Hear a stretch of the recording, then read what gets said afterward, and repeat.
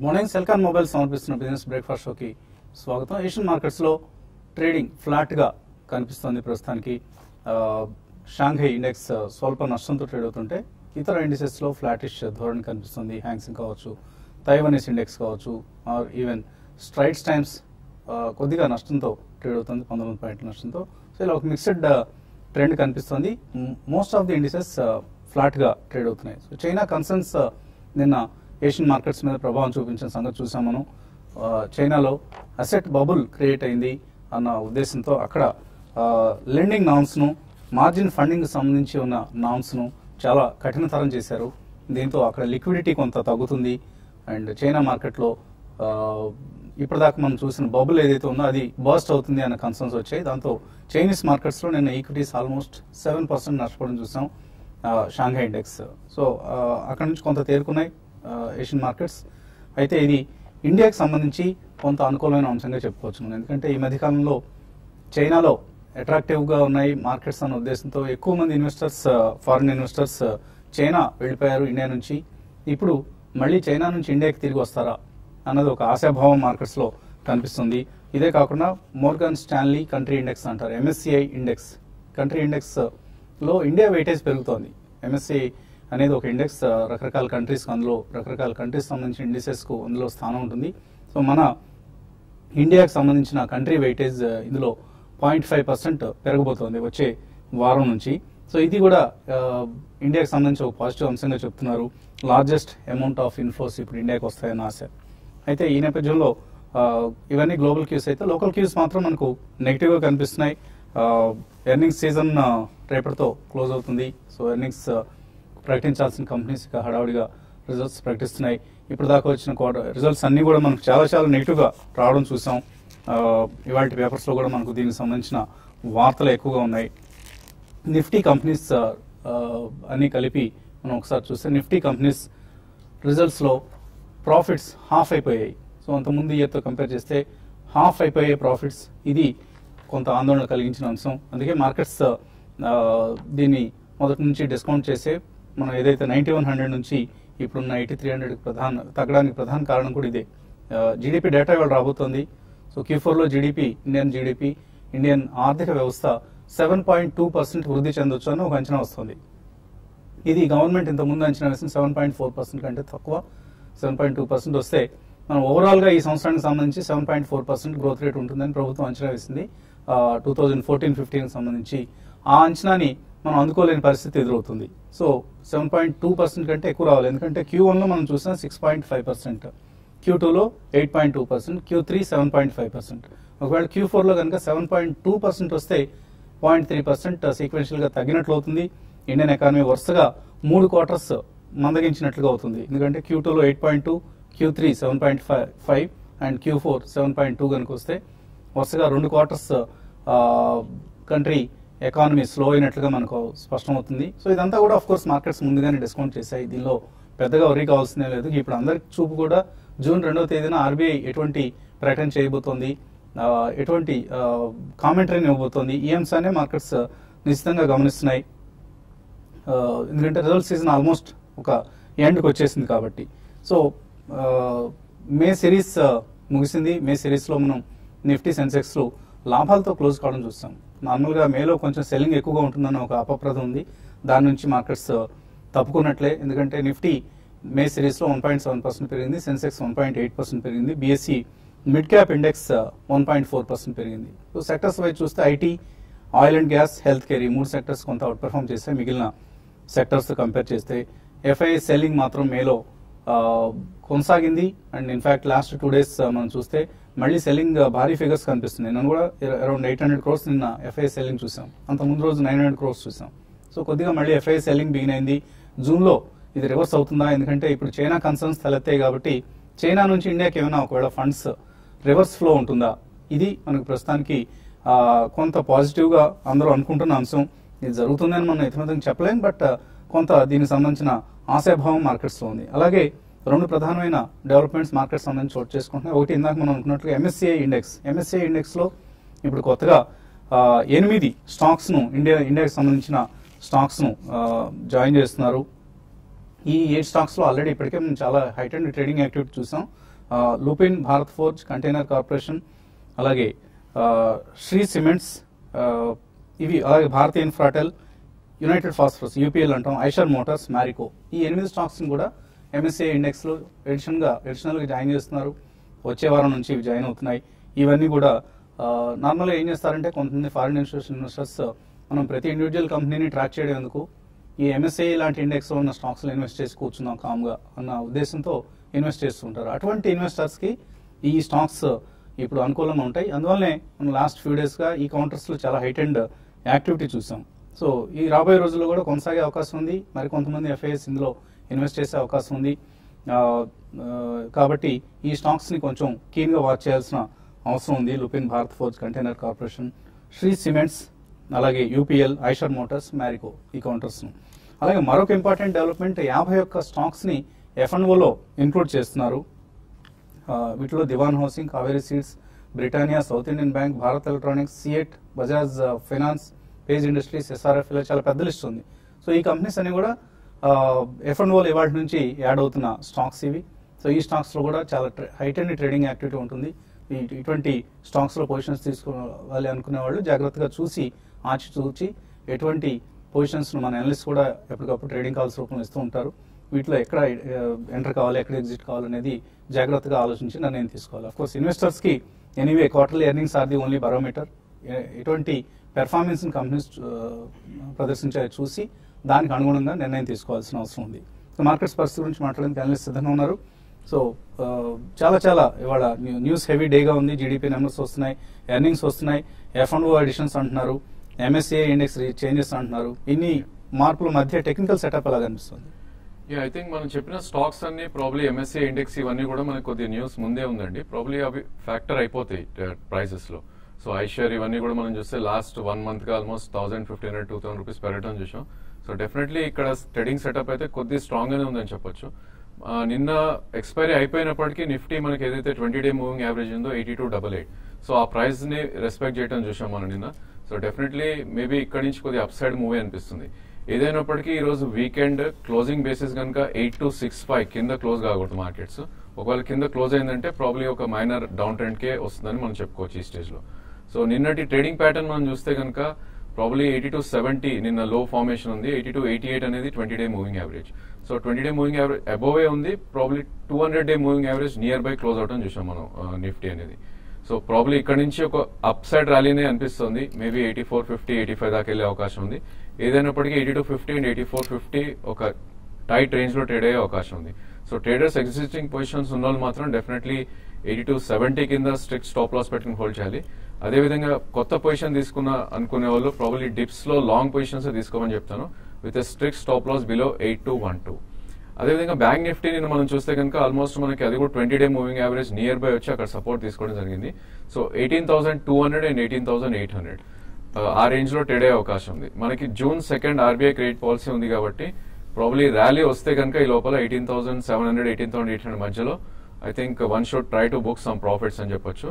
అదేవిధంగా మనకి CNX IT ఏదైతే మనకి 2 days కింద గ్యాప్ డౌన్ ఫార్మేషన్ అవటం చూసామో because of maybe tech Mahindra results or whatever it is. So అది మనకి ఈ రోజు ఫిల్ చేసే అవకాశం కనిపిస్తుంది. నిన్న మంచి ర్యాలీ చూసాం CNX IT లో, ప్రాబ్లీ అబౌట్ 100 points రికవర్ అయింది. అండ్ మన గ్యాప్ అనేది 11,481 అండ్ 11,562 దగ్గర ఉంది. సో ఈ గ్యాప్ కనుక ఫిల్ చేస్తే ప్రాబ్లీ అక్కడ కొద్ది ప్రాఫిట్ టేకింగ్ అని చెప్పొచ్చు. ఓవరాల్ ప్రాబ్లీ సైడ్ వేస్ చాపీనెస్ ఉండే అవకాశం ఉంది unless there is some good event market లో. సో డిప్స్ కోసం వెయిట్ చేసి బై చేయండి. అదేవిధంగా ఇండివిజువల్ స్టాక్స్ లో చూస్తే కనుక కొన్ని స్టాక్స్ మనకి ప్రీవియస్ స్వింగ్స్ లోస్ రావడం చూసాం. జిందాల్ స్టీల్ బేసికలీ 6 months లో ఏదైతే ఉందో 125 దాని కింద క్లోజ్ అవటం చూసాం నిన్న. సో దీనిలో ఇంకొద్దిగా డౌన్ సైడ్ కనిపిస్తుంది చార్ట్స్ ప్రకారం. So 118 and 126 is the cell range అని చెప్పొచ్చు. మేబీ నెక్స్ట్ మీనింగ్ఫుల్ సపోర్ట్ అనేది దీనిలో 100 నుంచి 86 మధ్యలో ఉంది. సో డెఫినెట్లీ ఈ స్టేజ్ లో రిస్క్ రివార్డ్ ఎక్కువ ఉంది కాబట్టి ఈ స్టాక్ ని సెల్ చేసి స్ట్రిక్ట్ గా 128 స్టాప్ లాస్ పెట్టమని చెప్తాను. ఒక రివర్సల్ బార్ మనం ఫామ్ అవుట్ చేసాం ఐటీసీలో. ప్రాబ్లీ బ్యాడ్ న్యూస్ అంతా ఫ్యాక్టర్ అయినట్టు అనిపిస్తుంది ఈ స్టేజ్ లో. సో నిన్న రివర్సల్ బార్ వచ్చింది కాబట్టి ఇది కూడా స్ట్రిక్ట్లీ 315 స్టాప్ లాస్ పెట్టి కరెంట్ మార్కెట్ ప్రైస్ 321 332 336 దాకా లాంగ్ వెళ్లే అవకాశం ఉంది. సో ఓవరాల్ గా జూన్ సిరీస్ బేరిష్ గా ఉంటుందా బులిష్ గా ఉంటుంది అనుకుంటున్నారా? అంటే రేంజ్ బౌండ్ ఉండే అవకాశం ఎక్కువ ఉందండి. అటు బేరిష్ ఉండదు, అటు బులిష్ కూడా ఉండకపోవచ్చు. అయితే నెక్స్ట్ మన లాస్ట్ 2 days గా మళ్ళీ ఎఫ్ఐస్ కొంత సెల్లింగ్ చేస్తున్నారు. ఒకవేళ వీళ్ళని ఎఫ్ఐ సెల్లింగ్ నుంచి బయింగ్ గాని వచ్చారంటే మాత్రం జూన్ సిరీస్ లో కొంత బాగుండే అవకాశం ఉంది. ప్లస్ ఇంకోటి జూన్ అంతా కూడా ఏంటంటే మాన్సూన్ మీద ఎక్కువ మార్కెట్స్ మాన్సూన్ న్యూస్ ని కూడా వాచ్ చేస్తుంటాయి. కాబట్టి మాన్సూన్ కానీ గుడ్ మాన్సూన్ అయితే మాత్రం డెఫినెట్ గా మార్కెట్స్ పాజిటివ్ ఉంటాయి. కొన్ని సెక్టర్లు దానికి అనుగుణంగా ఆటోమొబైల్ కానీ ఇటువంటి సెక్టర్లు కొంచెం పాజిటివ్ గా రియాక్ట్ అయ్యే అవకాశం ఉంది. తర్వాత ఈవెన్ మాన్సూన్ బాగుంటే ఎఫ్ఎంసీజీ స్టాక్స్ కూడా బాగా పెరిగాయి. జూన్ సిరీస్ లో జనరల్ గా ఎఫ్ఎంసీజీ కౌంటర్స్ బాగా పెరుగుతుంటాయి. నిన్న కూడా మనం చూస్తే వీక్ రిజల్ట్ ఇచ్చిన ఇంతకుముందు అన్నట్టుగా ఐటీసీ స్టాక్ కూడా రివర్సల్ ప్యాటర్న్ ఏర్పడింది అంటున్నాం. అదేవిధంగా హిందుస్థాన్ యూనిలివర్ కూడా జూన్ సిరీస్ లో పెరగడానికి అవకాశం ఉంటుంది. ఇటువంటి వాటిలో పొజిషన్ తీసుకోమంటాను. తర్వాత ఫార్మా కౌంటర్స్ లో రిజల్ట్ పరంగా లాస్ట్ 2 రోజులకు వస్తున్న రిజల్ట్ గా చూస్తే ఫార్మా స్టాక్స్ కూడా చాలా ఎక్స్పెన్సివ్ గా అయిపోయాయి. కాబట్టి వీటిలో స్లోగా పెరుగుతున్నప్పుడు ప్రాఫిట్ బుక్ చేసుకోమని చెప్తాను. ఓవరాల్ ట్రెండ్ పరంగా చెప్పాలంటే డౌన్ సైడ్ చూసుకుంటే 8280 అంటే లాస్ట్ 2-3 ట్రేడింగ్ సెషన్ లో ఇంట్రెస్టింగ్ ఏంటంటే లో నుంచి రికవరీస్ అనేది చాలా స్ట్రాంగ్ రికవరీస్ ఉన్నాయి. అది ఒక పాజిటివ్ అంశం అని చెప్పొచ్చు. At the same time higher level కి వెళ్తున్నప్పుడు మార్కెట్ లో కాల్ని ఎవరైతే కాల్ ఆప్షన్ తీసుకున్నారో వాళ్ళ ప్రాఫిట్ బుకింగ్ కనపడుతుంది. నిన్న కూడా చూస్తే 8500 కాల్ ఆప్షన్ లో కొంచెం ఓపెన్ ఇంట్రెస్ట్ తగ్గింది. తర్వాత 83 ఆ కాల్ ఆప్షన్ లో ఓపెన్ ఇంట్రెస్ట్ పెరుగుతుంది. కాబట్టి క్లోజర్ గా అరౌండ్ 83 అండ్ 84 లెవెల్స్ కి వచ్చినప్పుడు ప్రాఫిట్ బుక్ చేసుకోమంటాను. ఈ లెవెల్ 8250 అండ్ 8220 ఇది సపోర్ట్ లెవెల్స్ అని చెప్పొచ్చు. ఇక్కడికి వచ్చినప్పుడు బై చేసుకోమంటాను. ఇండివిజువల్ స్టాక్స్ విషయానికి వస్తే లాస్ట్ సిరీస్ లో కొంచెం అవుట్ పర్ఫార్మ్ చేసిన డిష్ టీవీ ఈ సిరీస్ లో కూడా బాగా పెరిగే అవకాశం ఉంది. పొజిషనల్ ట్రేడర్స్ డిప్ వచ్చినప్పుడు దీన్ని 92 దగ్గర స్టాప్ లాస్ పెట్టుకొని కొంచెం దూరంగా 105 to 108 దగ్గర టార్గెట్ గా చెప్పొచ్చు. అయితే టీసీఎస్ అనేది కొంచెం వీక్ గా ఉండే అవకాశం ఉంది. ఈ రోజు టీసీఎస్ ని హైయర్ లెవెల్ లో సెల్ చేయమంటాను. ఈవెన్ పొజిషనల్ కాల్ కూడా టీసీఎస్ ని సెల్ చేసుకోవచ్చు. తర్వాత బ్యాంకింగ్ స్టాక్స్ లో ఐసిఐసిఐ బ్యాంక్ ఒకటి కరెంట్ లెవెల్స్ నుంచి అరౌండ్ 320 అండ్ 320 దాకా పెరగడానికి అవకాశం ఉంది. తర్వాత ఐడిఎఫ్సి ఒకటి కూడా ఈ రోజు కొంచెం పెరగచ్చు. బట్ చాలా ఓవర్సోల్డ్ లో ఉంది. కాబట్టి అరౌండ్ 150 అక్కడ చాలా స్ట్రాంగ్ సపోర్ట్ ఉంది. పొజిషనల్ ట్రేడర్స్ టువర్డ్స్ 160 దాకా పెరగడానికి అవకాశం ఉంటుంది. ఐడిఎఫ్సిలో కూడా పొజిషన్ తీసుకోమంటాను. అలాగే అదానీ గ్రూప్ సంబంధించి డీమెర్జర్ అండ్ రీస్ట్రక్చరింగ్ ఎక్సర్సైజ్ కొనసాగుతోంది. ఇది June 4th రికార్డ్ డేట్ ఇవ్వడం జరిగింది. సో అదానీ ఎంటర్ప్రైజ్ షేర్లలో నిన్న కూడా మనం కొంత నష్టాలు చూసాం. ప్రధాన కారణం త్వరలో డీలిస్ట్ కాబోతున్న ఈ షేర్లన్నీ కూడా. అండ్ ముఖ్యంగా అదానీ ఎంటర్ప్రైజెస్ లో కొంత ఫాల్ చూసాం మనం, సిగ్నిఫికెంట్ ఫాల్. అదానీ ఎంటర్ప్రైజెస్ ఇకపై ఓన్లీ మైనింగ్ కంపెనీగా ఉండబోతుంది.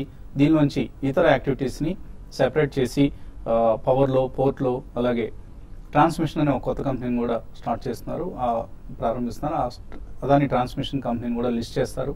సో ఈ కసరత్ అంతా పూర్తయ్యేంత వరకు అదానీ గ్రూప్ షేర్లకు దూరంగా ఉండడమే మంచిది. ప్రస్తుతానికి అవాయిడ్ చేయండి.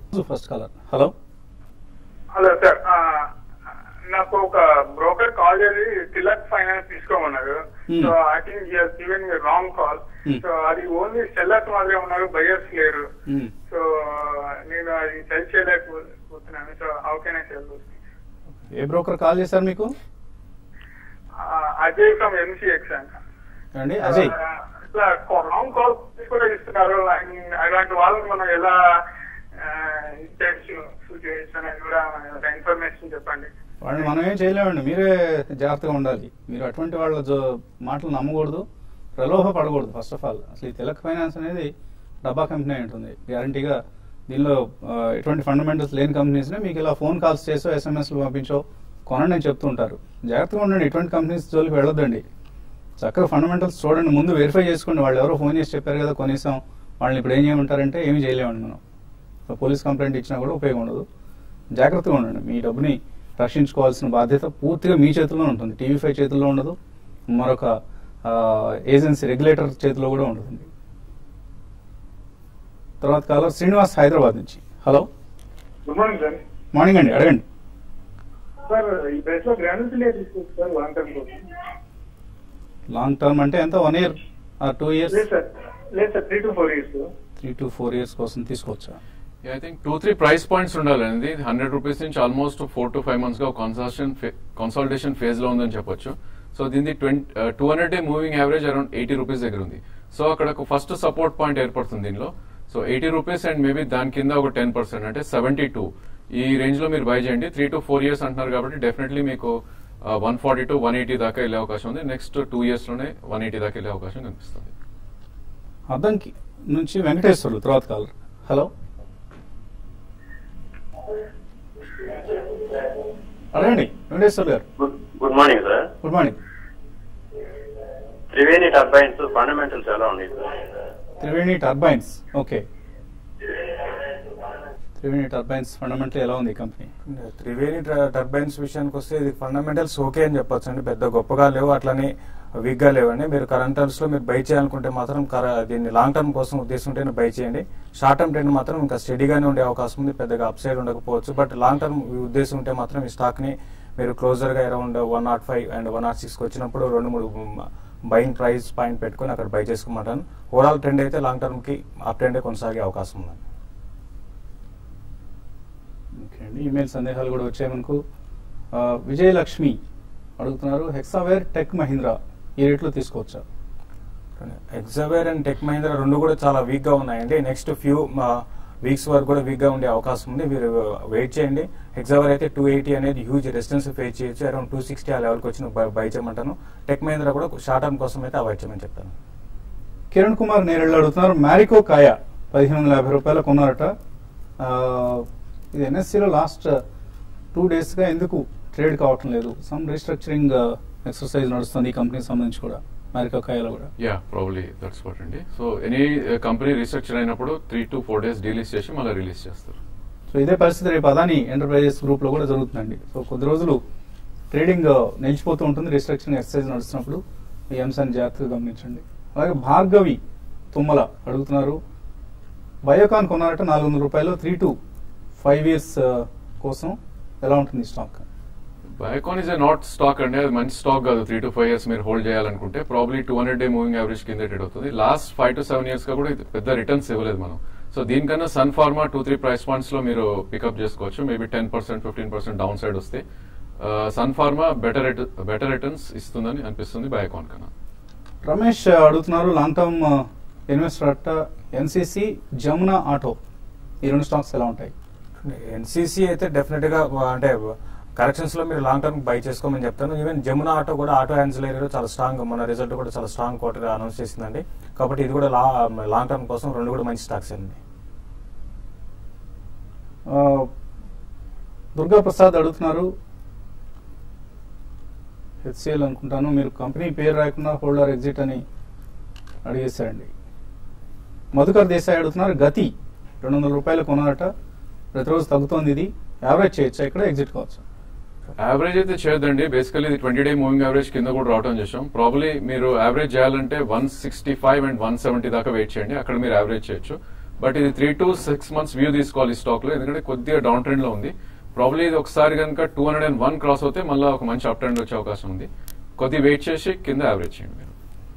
సంజయ్ కుమార్ అడుగుతున్నారు, మోల్టెక్ ప్యాకేజింగ్ తీసుకున్నారట. ఆయన మోల్టెక్ గతంలో ప్రమోటర్ టీవీ స్టూడియోకి వచ్చినప్పుడు మీరు బిజినెస్ మోడల్ బాగుందన్నారు, కానీ ఎందుకు ఇప్పుడు లాస్ట్ ఫ్యూ సెషన్స్ గా అవాయిడ్ చేయమంటున్నారని?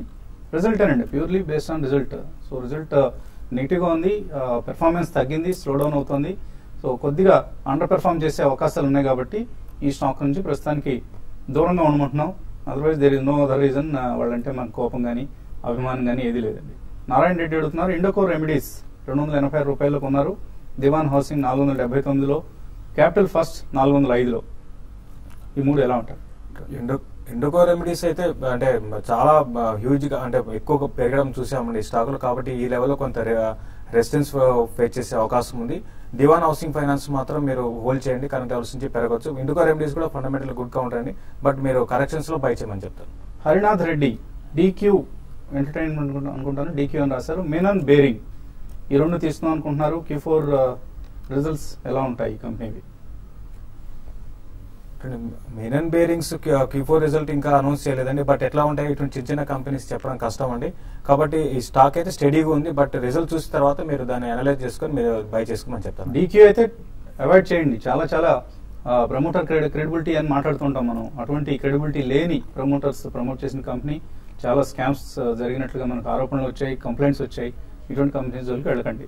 పి శాస్త్రి అడుగుతున్నారు, హౌసింగ్ ఫైనాన్స్ సెక్టర్ నుంచి 15% ఆయన పోర్ట్ఫోలియోలో అలొకేషన్ చేద్దాం అనుకుంటున్నారట. ఇటువంటి కంపెనీస్ రికమెండ్ చేస్తారు? I think mid cap housing finance చాలా స్ట్రాంగ్ గా ట్రేడ్ అవుతుందండి. One is Dewan housing finance, probably 20 to 25% 1 year లో రిటర్న్ వచ్చే అవకాశం ఉంది.